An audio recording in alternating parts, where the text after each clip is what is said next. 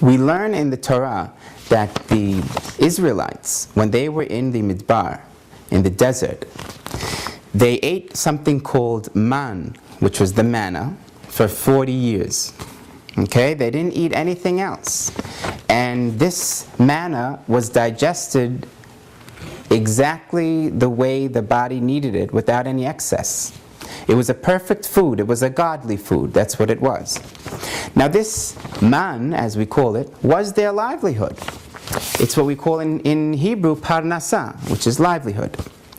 Now, it's been recommended by rabbis to read the portion of the man, which is in Exodus, Shemot, Tet Zayin 16, to read that portion for 40 days, and it brings blessing for our livelihood.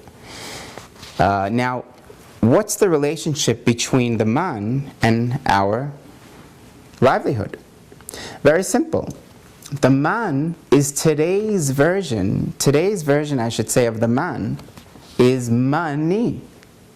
Money, that is the man. Man meant livelihood, but our livelihood is the money we have that Hashem blesses us with.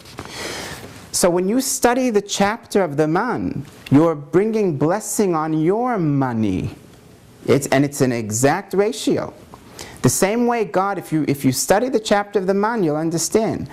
If you read up on it, and it says that God gave everyone what they needed and they lived on it, this was their money. And that's why it's called money. It's really a takeoff on that word. Whether the person who made the word money thought of it or not, God designed it to be that way, to show us what money really is. It's our livelihood that is brought down by God. Who brings money? The same one who brought the man, God. We think we make our money, but we don't. We go through motions to do our hishtadlut, as we call it, to do our effort. But at the end, it comes down from heaven, even though it's in our pockets, it comes down only from God, not from our own efforts. And the reason it works to read this portion for 40 days is because it's not just a magical formula. The idea is when you knock this idea in your brain that the man is today's money, and it works the same way, that God is the one who brings it to you. By reading that over and over for 40 days, and you've convinced yourself of that, now God gives you the blessing, and the money comes. You see, it's not a magical formula. It's more of teaching yourself. And now when God sees how you view money in the right way, that He's in charge of it, the blessing comes much more. Sometimes just to know how God works makes Him work more for you. You see, that's what He's looking for. People who just work blindly and don't give God a second thought, a lot of times they don't get everything they need. And sometimes when they're struggling, or even people that they're doing well, I mean, we don't know all the calculations. A person doing well sometimes could be a curse for him.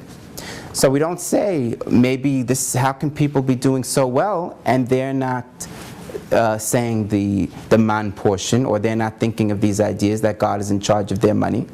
But their money could be a curse.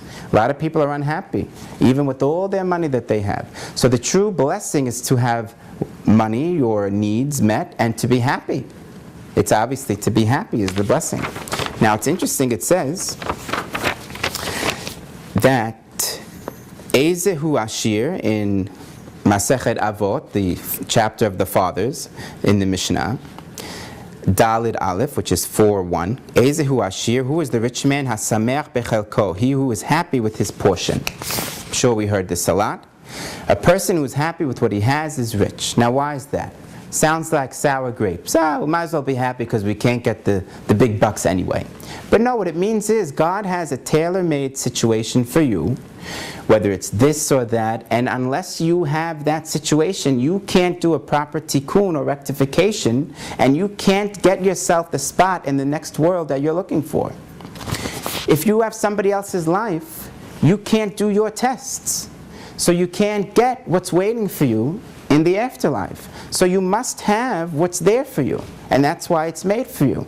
A tailor-made situation. Just like the man was tailor-made for every family. They had the exact portion for them, what they needed. Same thing. God gives us exactly what we need. Not more, not less. And if we had more or less, and we knew what the calculation was, we wouldn't want it. because it would be hurting our test situation and it would be throwing off our afterlife completely. So just go with what God is giving you. Be happy. Always keep praying. Maybe read the portion of the Manna to illustrate this idea. And we'll just see a lot of blessings, Be'ezrat Hashem, God willing.